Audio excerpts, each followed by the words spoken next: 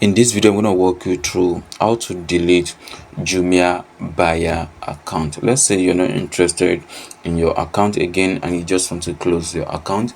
The next thing you're going to do is just open your Jumia app while you already logged in. Then the next thing you're going to do is just click on account down below.